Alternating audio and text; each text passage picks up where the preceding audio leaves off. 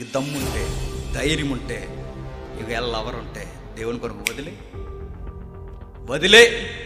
వదిలి చూడు. దేవుని కొరకు వదలగలవా? నీకు ధైర్యం ఉందా? దేవుని కొరకు సమస్తాన్ని, నేను ఎంచుకున్న నిర్ణయాన్ని కూడా వదిలేసుకోగలను. వదిలి చూడు, లైఫ్ ఎలా ఉంటుందో ఆయన చూపిస్తాడు. నమ్ము, ఇస్తాడు ఆయన ఖచ్చితంగా. ఇప్పటికి నీకు తెలియకుండా, తల్లిదండ్రులకు తెలియకుండా, ఎవరికి తెలియకుండా గుట్టుగా ఏదన్నా రహస్య బంధాన్ని నువ్వు కొనసాగిస్తే వదిలే దేవుని కొరకు, దేవుడు ఇస్తాడు నీకు ఖచ్చితమైన దేవుడు, ఖచ్చితంగా ఇస్తాడు దేవుడు. నువ్వు ఆయనకి ఇంపార్టెంట్ ఇస్తే నీకు ఇవ్వనంత దేవుడు క్రూరుడు.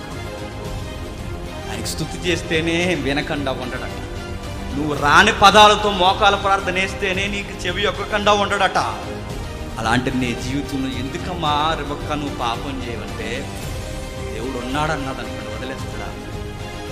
ఏసేపు నువ్వెందుకు ఆంటీతో తప్పు చేయనంటున్నావంటే, ఆయన ఏముంటుంది తెలుసా, పరలోకానికి నా తండ్రి అయిన దేవుడికి నేను వ్యతిరేకంగా చేయాలంటే అంత పట్టించుకోకుండా ఉంటాడు అలాంటి అబ్బాయిని.